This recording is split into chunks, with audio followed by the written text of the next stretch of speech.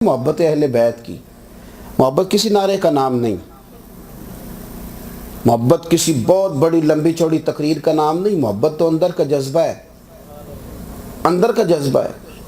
وہ جب اپنے بیٹے کو اس کی بڑی سخت غلطی پہ 4 تھپڑ مارتے ہو نا، اس کی غلطی پہ، واقعی اس نے غلط کام کیا اور غلطی پہ تھپڑ مارتے ہو،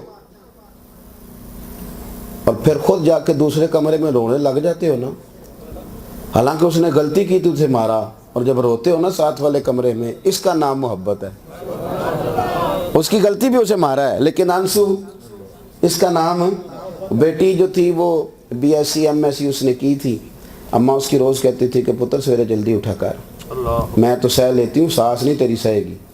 تو کہتی تھی اماں جب ساس آئے گی تو دیکھی جائے گی۔ ساس کا تعارف ہم پہلے بڑا ڈراؤنا کراتے ہیں، پھر بعد میں کہتے ہیں گزارا نہیں ہوتا، پہلے ہی بڑا سخت تعارف کرایا جاتا ہے۔ اب وہ ساس کے پاس آ گئی تو ساس بھی شکوے کرنے لگ گئی کہ سویرے اٹھتی نہیں، خامد بھی کہتا تھا تو اٹھا کر، تیری مہربانی، حالات خراب ہو رہے ہیں، سب کہتے ہیں اٹھتی نہیں۔ وہ کہتی تھی کوشش کرتی ہوں، پھر اٹھ جاتی تھی بستر میں تو پھر باتھ روم میں جاتے جاتے بھی گھنٹہ لیتی تھی، سستی بڑی ہوتی ہے۔ توجہ ہے میری بات؟ پھر اسی بیٹی کو نا اللہ نے ایک بیٹا دے دیا، وہ جو پہلے اٹھتی نہیں تھی سویرے 9 بجے بھی اور باتھ روم میں جاتے گھنٹہ لیتی تھی، اب بچہ سی کرتا ہے